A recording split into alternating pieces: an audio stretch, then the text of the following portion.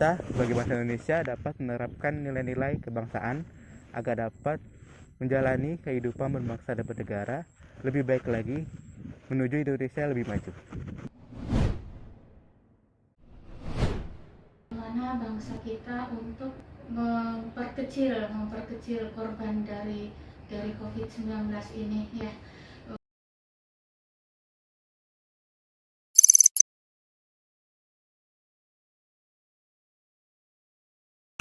Oke, Dek bisa minta tolong perkenalkan diri. Ya, perkenalkan nama aku Andin, kelas 4 SD. Sekolahnya di mana? Potensial. Oh, oke.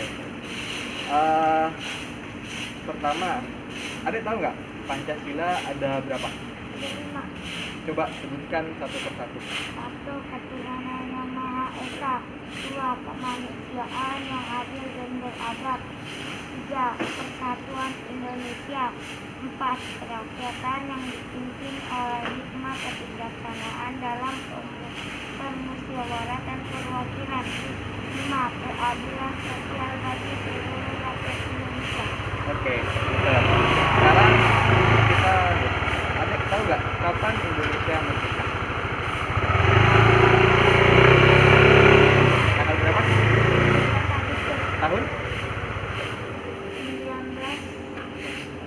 1945. Oh ya, oke. Tahun ini yang keberapa kalau gitu? 76. Nah, pinter. Nah, sekarang ini kan kondisinya lagi pandemi ya. Adek sekolahnya online atau offline? Online. Online. Kangen gak sih sama sekolah? Apa yang dikangenin? Makan bareng. Bareng, terus Jajan bareng. jajan, makan gitu ya? Iya. Oh iya.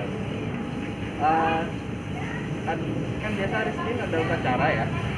Selama pandemi, selama online, apa tetap ada upacara setiap hari Senin online gitu? Enggak. Gak ada sama sekali ya? Oke. Nah, yang terakhir, pengennya apa sih Andin untuk Indonesia ini, harapannya atau pesan-pesannya? Ya, maju selalu dan hidup dengan tentram ya rakyatnya ya. Oke, terima kasih Andin waktunya. Iya.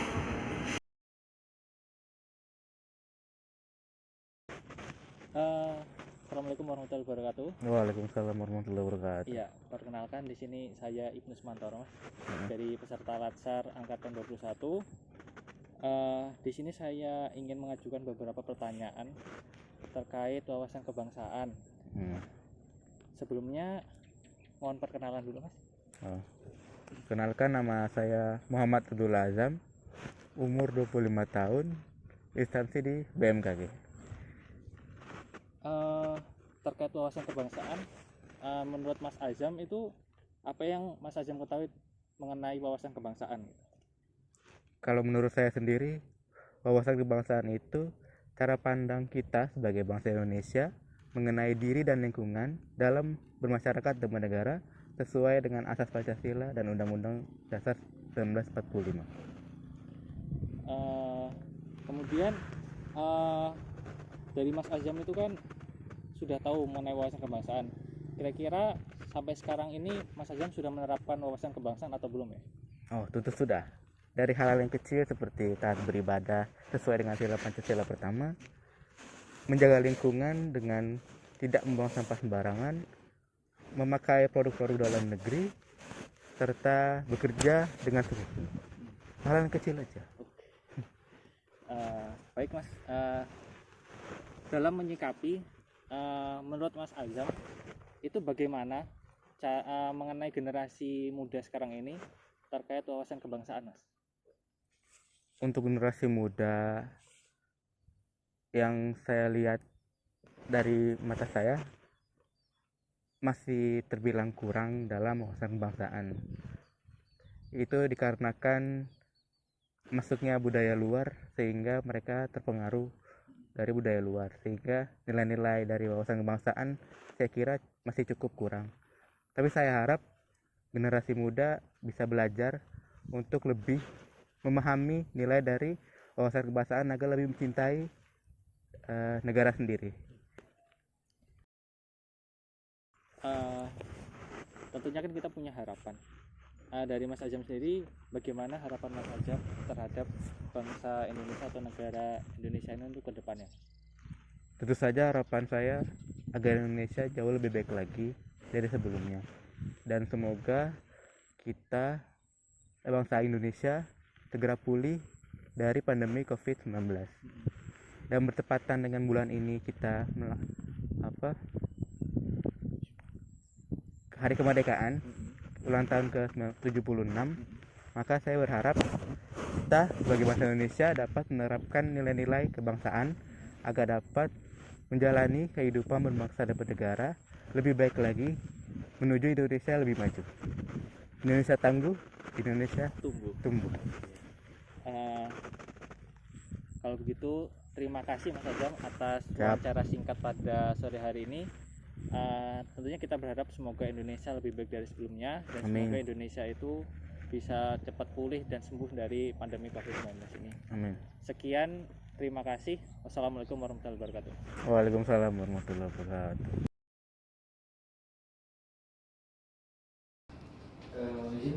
Izin memperkenalkan diri. Ya. Nama saya Iksa Satya Edi Mahendra. Saya peserta laksar angkatan 21 dari kelompok 3. Izin Bu, mungkin pertama-tama mohon izin untuk Ibu memperkenalkan diri dahulu. Oke. Assalamualaikum warahmatullahi wabarakatuh. Nama saya Ibu Asraili Mardia. Kebetulan saat ini saya menjabat sebagai kasih observasi. Sebenarnya sudah tidak ada lagi kasih observasi karena kemarin ada peralihan jabatan fungsional tapi saya tidak mengikuti penyetaraan. Karena tidak mengikuti penyetaraan, makanya saya belum mendapatkan SK koordinator. Sekarang itu dari kasih menjadi koordinator.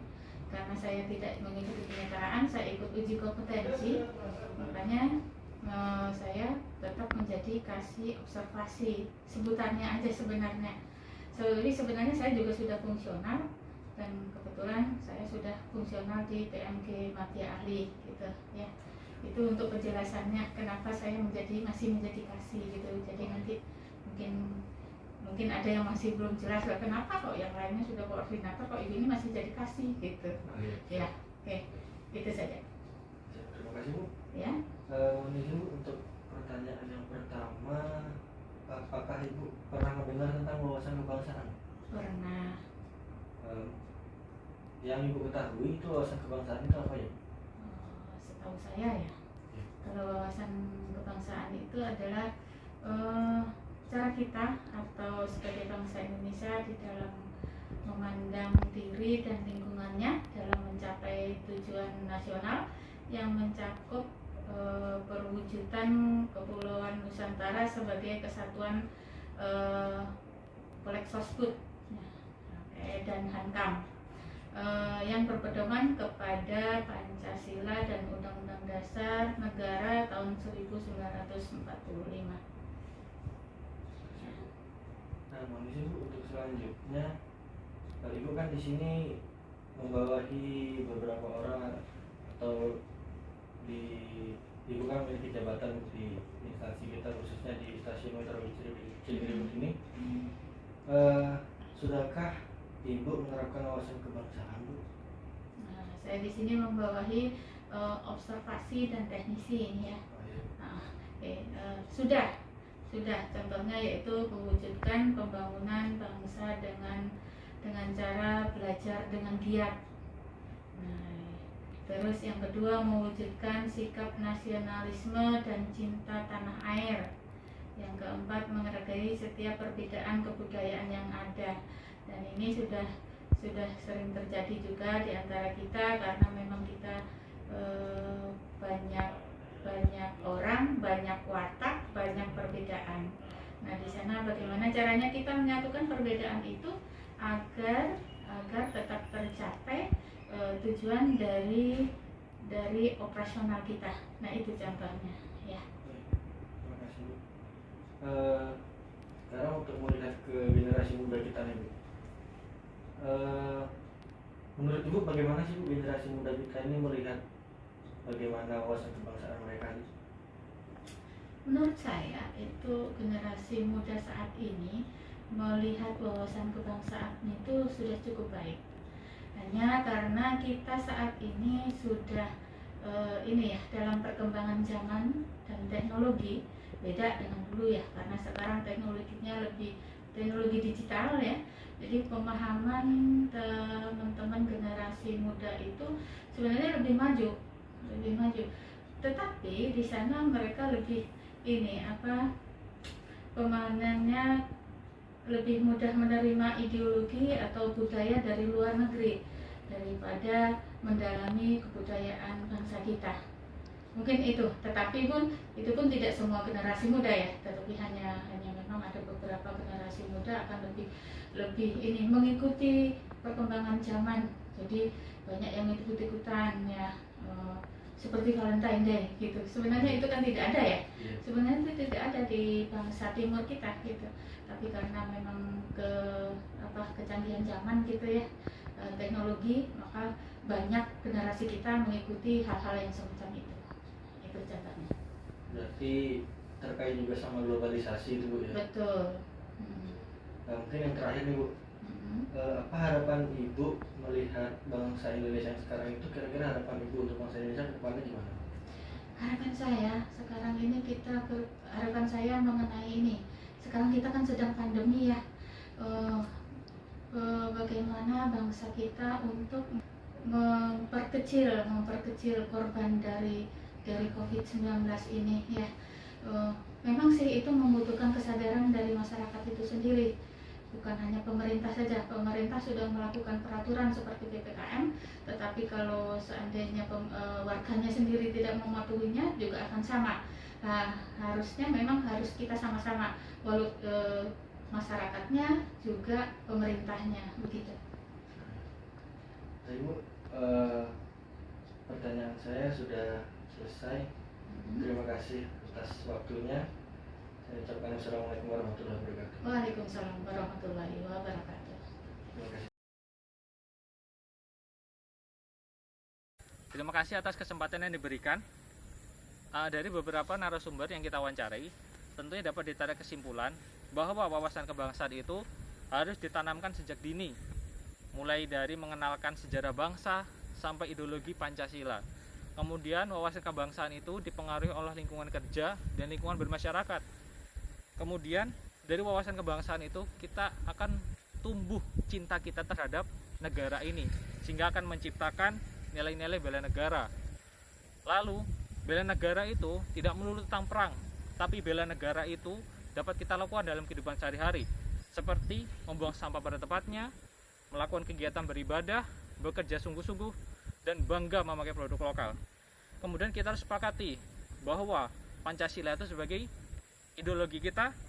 Kemudian Pancasila itu akan membimbing kita untuk menjadi bangsa negara yang jauh lebih baik lagi. Indonesia tangguh, Indonesia tumbuh. Sekian, wassalamualaikum warahmatullahi wabarakatuh.